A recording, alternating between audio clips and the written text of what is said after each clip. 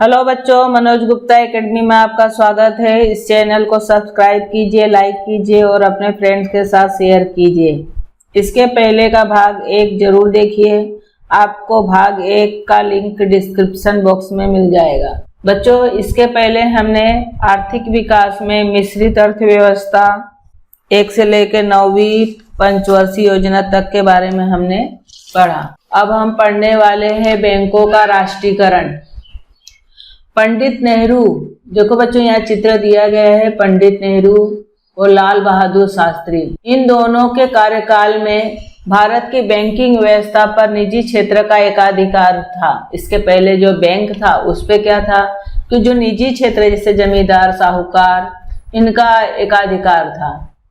ये बैंक उद्योग समूह का प्रतिनिधित्व करते थे। इन बैंकों के निदेशक अपने उद्योगों का विकास और लाभ बढ़ाने में कार्यरत रहते हैं। इन बैंकों के जो बैंक चलाने वाले जो लोग रहते थे वो खाली उद्योग का विकास और लाभ बढ़ाने, ज्यादा लाभ मिले इसलिए वो प्रयास करते थे। इसकी रोकथाम करने के लिए सरकार ने वर्ष 1955 में इंपीरियल बैंक का राष्ट्रीयकरण किया। सबसे पहले इंपीरियल बैंक, देखो यहाँ पे चित्र दिया गया है, इसका राष्ट्रीयकरण किया गया और इसे भारतीय स्टेट बैंक में रूपांतरित किया गया। इस बैंक ने थोड़े ही समय में संपूर्ण देश पर अपनी शाखाएं खोल के सरकारी विकास में महत्वपूर्ण भूमिका निभाना शुरू किया।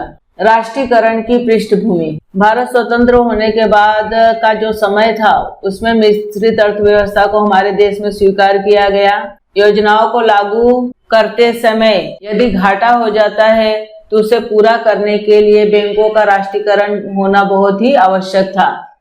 राष्ट्रीयकरण होने के बाद इन बैंकों को होने वाला लाभ जो है सरकारी कोष में जमा होने वाला था। इसी के साथ लघु और मझोले उद्योग से संबंधित विकास नीति को भी कार्यान्वित करना आवश्यक था। इसके अलावा जो छोटे और मझला जो उद्योग था उसको भी लागू करना था, उसको भी कार्यान्वयन करना था। लाल बहादुर शास्त्री ने खाद्यान्न की कमी दूर करके अकाल पर मात करने के लिए हरित क्रांति का प्रयोग प्रारंभ किया था। लाल बहादुर शास्त्री ये हमारे देश के दूसरे प्रधानमंत्री थे और ये जब आए तो उस समय हमारे देश में अकाल पड़ी थी और अकाल पड़ने के कारण अनाज की कमी हो गई थी। अनाज की कमी को दूर करने के लिए उन्होंने हरित क्रांति का प्रयोग किया। हरित क्रांति जो देखो बच्चों यहाँ चित्र दिखाया गया है, पुरानी पद्धति से जो खेती किया जाता था उसको हटाकर आधुनिक पद्धति से खेती किया जाने लगा। तकनीकी विकास के द्वारा खेती किया जाने लगा, जैसे सुधारित बीज हो गया, रासायनिक खादों का उपयोग, कीटनाशकों के उपयोग करके। प्रधानमंत्री इंदिरा गांधी के कार्यकाल में कांग्रेस पार्टी में समाजवादी विचारों से प्रेरित होकर Congress forum for socialist action दल ने व्यापारिक बैंकों के राष्ट्रीयकरण की मांग की। ये जो निर्णय था इसमें कम्युनिस्ट पार्टी का भी साथ प्राप्त था। क्या आप जानते हैं प्रधानमंत्री इंदिरा गांधी ने 19 जुलाई 1969 को 14 बैंकों का राष्ट्रीयकरण किया। इनमें Allahabad Bank, Bank of Baroda, Bank of India, Bank of Maharashtra, Canara Bank, Central Bank of India, Dena Bank, Indian Bank, Indian Overseas Bank, Punjab National Bank, Syndicate Bank, United Bank of India, United Commercial Bank, UCO Bank, Union Bank of India, इन 14 बैंकों का समावेश था। वर्ष 1980 में और 6 बैंकों का राष्ट्रीयकरण किया गया। देखो बच्चों यहाँ पर कुछ बैंक दिखाए गए हैं जिनका राष्ट्रीयकरण किया गया है। इसका यहाँ लोगो दिया गया है। 20 सूत्री कार्यक्रम, 1 जुलाई 1975 को प्रधानमंत्री इंदिरा गांधी ने 20 सूत्री कार्यक्रम की घोषणा की। देखो बच्चों ये चित्र दिया गया है इंदिरा गांधी का, इंदिरा गांधी जी है, इन्होंने 20 सूत्री कार्यक्रम की घोषणा की थी और विकसित राष्ट्र की दिशा में गतिमान प्रगति करने के प्रयास का संकल्प किया। उन्होंने कहा कि मैं किसी भी तरह अपने देश का विकास करूंगी। उसके लिए उन्होंने प्रगति करने का लिए उन्होंने बीड़ा उठाया। इस कार्यक्रम में कुछ प्रावधान थे जो इस प्रकार है। पहला, कृषि और शहरी क्षेत्रों में अधिकतम भूमि धारण कानून यानी चकबंदी कानून, संपत्ति का समान वितरण, खेत में मजदूरों को न्यूनतम वेतन, जल संवर्धन योजनाओं में वृद्धि कर। देखो बच्चों ये चकबंदी का चित्र है, इसमें भूमि का मापन कर रहे हैं। दूसरा है श्रमिकों का उद्योग क्षेत्र में प्रतिभाग, राष्ट्रीय प्रशिक्षण योजना और बेरोजगार से मुक्ति। बेकार मतलब बेरोजगार। तीसरा है कर चोरी की प्रवृत्ति, आर्थिक अपराधीकरण और तस्करी की रोकथाम। तस्करी मतलब होता है गैर कानूनी ढंग से व्यापार करना, जैसे सोने का स्मगलिंग किया जाता है, नशीली चीजों का स्मगलिंग किया जाता है, स्मगलिंग को ही तस्करी कहा जाता है। चौथा, जीवन आवश्यक वस्तुओं के मूल्यों पर नियंत्रण, रेशनिंग व्यवस्था में सुधार करना। पांचवा है हथकरघा क्षेत्र के विकास द्वारा उत्तम वस्त्र उद्योग का निर्माण, दुर्बल वर्गों की ऋण से मुक्ति, आवास निर्माण, दूरसंचार सुविधाएं, विद्यालयों के लिए शैक्षिक सामग्री उपलब्ध कराना। देखो बच्चों, यहाँ हथकरघा का चित्र दिया गया है। श्रमिक समस्या, श्रमिक का मतलब होता है मजदूर, जो मिल में काम करने वाले मजदूरों की समस्या। मुंबई में पहली कपड़ा मिल 11 जुलाई 1851 में कावस जी डावर ने शुरू की। कालांतर यानी बाद में दादर, परेल, भाईखल्ला, सिवड़ी, प्रभादेवी और वर्ली में कपड़ा मिलें खुल गई। यह क्षेत्र गिरण गांव के नाम से जाना जाने लगा। ये जो नीचे दिया गया है कपड़ा मिल, ये जो क्षेत्र है इसको गिरण गांव के नाम से लोग जानते थे। 80 के दशक में श्रमिकों में असंतोष निर्माण हुआ। इसके लिए अन्य क्षेत्रों में उत्पन्न हुई स्थिति कारण बनी। कुछ उद्योगों में श्रमिक के वेतन में वृद्धि हो रही थी, उन्हें बोनस में अधिक राशि मिल रही थी। कपड़ा मिल श्रमिकों की तुलना में अधिक सुविधाएं प्राप्त हो रही थी। क्या आप जानते हैं महात्मा ज्योतिराव फुले और उनके सहयोगी नारायण मेघाजी लोखंडे, इनके प्रयासों के परिणाम स्वरूप यह निर्णय हुआ कि 1 जनवरी 1882 से मिल श्रमिकों को सप्ताह में एक दिन रविवार को छुट्टी दी जाए। देखो बच्चों, यहाँ चित्र दिया गया है महात्मा ज्योतिराव फुले और यहाँ पे दिया गया उनके जो सहयोगी थे नारायण मेघाजी लोखंडे, इन्होंने प्रयास किया। इसके कारण हमको जो है मजदूरों को भी मिला था, आज सभी को मिल रहा है जो रविवार को छुट्टी दी जाती है। वर्ष 1981 की दिवाली में श्रमिकों की अपेक्षा थी कि उन्हें 20% बोनस मिलेगा। जो श्रमिक थे उनको ऐसा उम्मीद था कि उनको 20% बोनस मिलेगा। श्रमिकों का प्रतिनिधित्व राष्ट्रीय मिल मजदूर संघ कर रहा था। इस संघ ने श्रमिक वर्गों को विश्वास में न लेकर मालिकों के साथ बातचीत की और 8 से लेकर 17% बोनस लेकर समझौता किया। बोनस में की गई कटौती असंतोष की चिंगारी सिद्ध हुई। कुछ श्रमिक डॉक्टर दत्ता सामंत से मिले। उन्होंने डॉक्टर सामंत से नेतृत्व स्वीकारने का निवेदन किया। वर्ष 1981 में दिवाली में जो मजदूर थे उनको बोनस मिलने की उम्मीद थी। यह बोनस 20% का था। श्रमिक वर्ग का जो नेता थे वो मालिकों से मिल गए और उनसे बातचीत की और 8 से लेकर 17% बोनस लेकर उन्होंने समझौता किया। यह जो बोनस में जो समझौता किया गया था, इससे लोगों में असंतोष की चिंगारी उत्पन्न हुई। कुछ लोग जाकर डॉक्टर दत्ता सामंत से मिले। डॉक्टर सामंत से नेतृत्व स्वीकारने का निवेदन किया। उन्होंने उनसे कहा कि तुम हमारे नेता बन जाओ। 65 मिलों के श्रमिक इकट्ठे आए और दत्ता सामंत हड़ताल का नेतृत्व करने लगे। 18 जनवरी 1982 को मुंबई में 2.5 लाख मजदूर हड़ताल पर चले गए। गिरण गांव की मशीनों की ठक ठक रुक गई। मानो ऐसे लगने लगा जैसे कि मुंबई का हृदय जो है बंद हो गया था। देखो बच्चों, यहाँ पे डॉक्टर दत्ता सामंत है, ये हड़ताल करते हुए दिखाई दे रहे हैं। क्या आप जानते हैं सांस्कृतिक दृष्टि से भी श्रमिक वर्ग ने लोक नाट्य, लोक कला और साहित्य जैसे क्षेत्रों में बहुत बड़ा योगदान दिया है। जो हमारे सांस्कृतिक जो श्रमिक वर्ग है उसमें लोक नाट्य, लोक कला और साहित्य, इन क्षेत्रों में उन्होंने बहुत बड़ा योगदान दिया है। अन्ना बाहू साठे, देखो यहाँ चित्र दिया गया है। अन्ना बाहू साठे, साहिर अमर शेख और साहिर साबड़े, ये सभी लोगों ने जन जागरण वाले कार्यक्रमों द्वारा लोगों में चेतना का निर्माण किया और उसको लोकप्रिय बनाए। नारायण सुर्वे, नामदेव ढसाल, देखो यहाँ नारायण सुर्वे और नामदेव ढसाल का चित्र दिया गया है। इन कवियों ने मजदूरों की भीषण वास्तविकता के दर्शन अपनी कविताओं द्वारा कराए। मुख्यमंत्री बैरिस्टर और अंतुले ने इस समस्या का हल निकालने के लिए त्रिदलीय समिति का गठन किया। आगे चलकर बाबा साहेब भोसले जो है मुख्यमंत्री बने। देखो बच्चों यहाँ नीचे दिया गया है, ये अंतुलेश जी है और नीचे बाबा साहब भोसले हैं। ये बाद में मुख्यमंत्री बने। उनकी भूमिका यह थी कि कानूनी तौर पर सरकार केवल राष्ट्रीय मिल मजदूर संघ के साथ बातचीत करेगी। ये चाहते थे कि खाली जो राष्ट्रीय मिल है उसके मजदूर संघ के साथ बातचीत करेगी।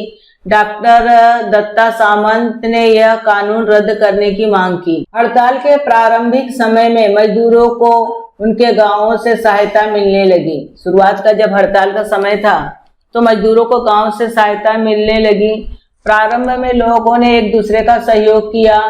मजदूरों को कठिन नहीं प्रतीत हो रहा था, उनको ऐसा कठिन नहीं लग रहा था। विभागों के अनुसार समितियां बनाकर उन्होंने अनाज और सहायता राशि का वितरण किया। सहायता राशि मतलब पैसे के रूप में उन्होंने वितरण दिया। किसी ने किसी को अनाज दिया या किसी ने किसी को पैसा दिया। वाम दलों ने हड़ताल का समर्थन दिया, लेकिन जैसे जैसे हड़ताल बढ़ता गया वैसे ऐसे मजदूरों में फूट पैदा करने का प्रयास होने लगे। हड़ताल को 6 महीने पूरे हो गए थे। केंद्र सरकार ने हड़ताल को पूरी तरह से उपेक्षित किया नहीं, केंद्र सरकार ने इस तरफ जरा भी ध्यान नहीं दिया। मजदूरों ने जेल भरो आंदोलन शुरू किया। सितंबर 1982 में 1.5 लाख मजदूरों का जुलूस महाराष्ट्र विधानसभा पर गया, परंतु वहां पर भी उनको सफलता नहीं मिली। हड़ताल को 1 वर्ष पूरा होने आया। यह पहली हड़ताल थी जो इतने लंबे समय तक चली। हड़ताल की कालावधि में लगभग 1.5 लाख मजदूर जो थे बेरोजगार बन के थे। देखो बच्चों नीचे दिया गया है चित्र, जेल भरो आंदोलन जो कपड़ा मिल मजदूरों ने किया था। कपड़े की तुलना में पॉलिस्टर को महत्व प्राप्त हुआ। इसका परिणाम यह हुआ कि पहले से ही मिल की कपड़ा बिक्री पर प्रतिकूल यानी बुरे परिणाम हुए। कपड़ा मिले मुंबई से सूरत और गुजरात में स्थलांतरित हो गई। जो यहाँ मुंबई में प्रभा देवी दादर इस जगह पर था कपड़ा मिल, ये सब जो कपड़ा मिल को गुजरात और सूरत में ले जाया गया। केंद्र सरकार ने 13 मिलों का राष्ट्रीयकरण किया। इस समस्या को हल करने के लिए मध्यस्थ न्यायाधिकरण का गठन किया गया, परंतु इसमें उनको सफलता नहीं। नई आर्थिक नीति। आधुनिक भारत के इतिहास में वर्ष 1991 महत्वपूर्ण वर्ष रहा। 10वें लोकसभा चुनावों के पश्चात केंद्र में पीवी नरसिंह राव प्रधानमंत्री बने। देखो बच्चों यहाँ चित्र दिया गया है पीवी नरसिंह राव। उन्होंने उस समय वहां के जो वित्त मंत्री थे डॉक्टर मनमोहन सिंह, उनका सहयोग लेके उनका साथ लेके भारत की अर्थव्यवस्था को विश्व की अर्थव्यवस्था में जोड़ने के लिए आर्थिक नीति को स्वीकार किया। इसके लिए भारतीय अर्थव्यवस्था में मौलिक परिवर्तन किए गए।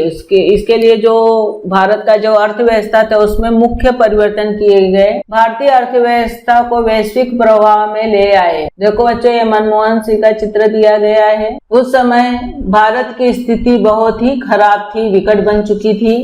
पीवी नरसिंह राव के पूर्व चंद्रशेखर की सरकार थी। देखो बच्चों ये चंद्रशेखर जी हैं। इस सरकार के कार्यकाल में मुद्रास्फीति का दर 17% थी। आर्थिक वृद्धि का दर 1.1% घट गया था। भारत के पास विदेशी मुद्रा का भंडार इतना कम रह गया था कि आयात 1 सप्ताह तक ही किया जा सकता था। जो दूसरे देश से माल जो है 1 सप्ताह तक ही था, इतना ही सिर्फ हमारे देश में पैसे वगैरह रह गए थे। विदेशी ऋण का भुगतान करना और उसका ब्याज देना भी असंभव हो गया था। कहीं से अगर ऋण लेना हो, कर्ज लेना या लोन लेना हो तो उसका ब्याज भी नहीं दे सकते क्योंकि पैसा था ही नहीं हमारे देश के पास। मई 1991 में चंद्रशेखर सरकार के शासनकाल में सरकार ने कुछ सोना बेचकर कुछ गिरवी रख के स्थिति पर नियंत्रण लाने का प्रयास किया। देखो बच्चों ये मुद्रास्फीति का चित्र दिया गया है। ये विश्वनाथ प्रताप सिंह है। इन्होंने किसानों का जो ऋण था उसको माफ करने के लिए 10 करोड़ रुपया उन्होंने दिया था। इसका भी भार जो है हमारी भारत की अर्थव्यवस्था पर पड़ा। केंद्र और राज्य सरकारों के एकत्रित अंतर्गत ऋण का सकल राष्ट्रीय आय के अनुपात लगभग 55% हो गया। वर्ष 1980 से लेकर 81 में विदेशी ऋण $2,350 करोड़ तक बढ़ गया था। अब यह ऋण वर्ष 1990-91 में $8,380 करोड़ तक बढ़ गया। इस समय भारत का विदेशी मुद्रा भंडार केवल 100 करोड़ डॉलर्स था। इस स्थिति के लिए इराक द्वारा कुवैत पर आक्रमण किए जाने से तेल के बढ़ते दाम भी कारण थे। ये जो स्थिति थी, एक कारण यह भी था कि इराक ने कुवैत पर आक्रमण कर दिया था, जिसके कारण तेल का दाम जो है बढ़ गया था। देखो यहाँ पे दिया गया है, इराक द्वारा कुवैत पर आक्रमण किया गया था, उसके कारण भी महंगाई बढ़ गई थी। भारत के लिए विदेशी ऋण खड़ा करना कठिन हो गया था। अनिवासी भारतीयों ने विदेशी मुद्रा में किया हुआ अपना निवेश निकाल लेना प्रारंभ किया था। उपाय योजना। इस स्थिति से उबरने के लिए पीवी नरसिंह राव ने डॉक्टर मनमोहन सिंह को वित्त मंत्री के रूप में उनकी नियुक्ति की। डॉक्टर मनमोहन सिंह ने त्रुटि में सुधार के लिए उपाय योजना बनाई। स्थितियों में परिवर्तन होना प्रारंभ हुआ। उन्होंने क्या किया कि विदेश निवेश पे जो भी प्रतिबंध लगाया था उसको हटा दिया। उद्योग क्षेत्र में प्रचलित अनुज्ञप्ति यानी लाइसेंस सिस्टम जो था वो 18 उद्योग तक उन्होंने सीमित रखी। सार्वजनिक क्षेत्रों में लाभ घटता जा रहा था और श्रमिकों की कार्य क्षमता प्रभावित हो रही थी। इसे ध्यान में रखकर उन्होंने सार्वजनिक उद्योग को निजी क्षेत्रों के लिए खोल दिए, यानी वैश्वीकरण का उन्होंने उपयोग किया। शेयर बाजार पर नियंत्रण लाने के लिए वर्ष 1992 में सेबी का गठन किया। देखो बच्चों, नीचे सेबी का चित्र दिया गया, इसका लोगो है सेबी का। इसका गठन किया गया, इस संगठन है। नेशनल स्टॉक एक्सचेंज का संगणकीकरण किया गया। देखो यहाँ पे संगणकीकरण यानी सभी जगह संगणक लाया गया। मंदी के संकट को दूर करने को वरीयता दी गई। मंदी का जो संकट था उसको खत्म करने के लिए प्राथमिकता दी गई। डॉक्टर मनमोहन सिंह ने अपने प्रथम वित्त मंत्री पद के कार्यकाल में भारत के विदेशी निवेश में वृद्धि हुई। बैंक ऑफ इंग्लैंड में गिरवी रखा गया जो स्वर्ण था उसको भी अपने देश में वापस ले आए। जो सरकार ने जो इंग्लैंड के बैंक में जो सोना वगैरह रखा था उन्होंने उसको वापस ले आए। सरकार को देश के पूंजीपति वर्ग और मध्य वर्ग का समर्थन प्राप्त हुआ। सरकार ने दूरसंचार क्षेत्र मुक्त कर दिया। परिणाम स्वरूप संपूर्ण देश में मोबाइल फोन सेवाएं प्रारंभ हुई। डॉक्टर मनमोहन सिंह ने विश्व व्यापार संगठन से अनुबंध पर हस्ताक्षर कर निजीकरण और उदारीकरण और वैश्वीकरण प्रारंभ हुआ। यानी यहाँ पे दिया गया कि उनके कार्यकाल में मोबाइल सेवाएं शुरू की गई और वैश्वीकरण को भी बढ़ावा दिया गया। World trade organisation. भारत ने वर्ष 1995 में वर्ल्ड ट्रेड ऑर्गेनाइजेशन WTO का सदस्य स्वीकार किया। इस संगठन का उद्देश्य नियमानुसार था अलग अलग देशों के बीच चलने वाले व्यापार को मुक्त और बंधन रहित बनाना, यानी जो भी बंधन था उसको हटा देना, रोक टोक था उसको हटाना। अंतर्राष्ट्रीय मुक्त व्यापार में बाधा डालने वाले और भेदभाव उत्पन्न करने वाले कानूनी नियमों और बंधनों की जो नीति थी, जो नियम थे, उसको खत्म करना। वैश्विक व्यापार का जो नियम वगैरह था, जो व्यवस्था था, उसको लागू करना। WTO के अस्तित्व में आने से पहले गेट जो संगठन था वो हमारे यहाँ पहले से ही अस्तित्व में था। गेट का फुल फॉर्म है general agreement on tariffs and trade. नाम से यह संगठन अंतर्राष्ट्रीय स्तर पर कार्य कर रहा था। यह संगठन व्यापार का नियमन करता था। देखो बच्चों, यहाँ पे चित्र दिया गया है, गेट का लोगो दिया है, ये पहले से ही था। उसके बाद वर्ल्ड ट्रेड ऑर्गेनाइजेशन आया, इसको WTO के नाम से जानते हैं। भारत में WTO को लेकर अति परस्पर विरोधी विचारधाराएं थी। जब ये आया हमारे देश में तो हमारे देश वाले इसको मान्य नहीं कर रहे थे। इतना होने पर भी WTO के सदस्य को स्वीकारने का निर्णय किया गया, तो भी हमारे देश के नेताओं ने इसको स्वीकार किया। विश्व व्यापार संगठन के नियम, प्रावधान, अनुदान, आयात निर्यात, विदेशी निवेश हेतु संरक्षित क्षेत्र, कृषि, तकनीकी, विज्ञान और सेवाओं से संबंधित है। यानी ये जो संगठन है सभी चीजों से संबंधित है। भारत के सदस्य बनने के बाद बिजली, जल, परिवहन, शिक्षा, स्वास्थ्य क्षेत्रों में बहुत ही जल्दी व्यापारीकरण हुआ। विश्व व्यापार संगठन के विभिन्न रिपोर्टों के अनुसार गरीबी रेखा के नीचे वाली जनसंख्या में कमी लाना, बाल मृत्यु दर को कम करना, पेयजल, धोवन जल से संबंधित सुविधाओं को उपलब्ध कराना जैसे क्षेत्रों में भारत ने सुधार किया। विश्व व्यापार संगठन के साथ चलते हुए भारत ने कालांतर में दक्षिण एशियाई व्यापार प्रदान अनुबंध South Asia Preferential Trading Agreement SAPTA पर हस्ताक्षर किए। भारत ने सार्क देशों के लिए विभिन्न वस्तुओं के आयात पर लगे जो प्रतिबंध थे उसको हटा दिए। वैश्वीकरण आने के बाद क्या हुआ, सार्क देशों के लिए जो भी प्रतिबंध लगा था दूसरे विदेशों के लिए उसको पूरी तरह से हटा दिया गया। आयात शुल्क में छूट दी गई। भारत के बीमा क्षेत्र निजी और विदेशी निवेश के लिए खोल दिए गए। इस तरह से हमने स्वतंत्रोत्तर भारत की आर्थिक प्रगति का अध्ययन किया। मिश्रित अर्थव्यवस्था से लेके वैश्वीकरण की हमने यात्रा की। आगे वाले पाठ में हम भारत द्वारा अन्य क्षेत्रों में की गई प्रगति का हम अध्ययन करेंगे।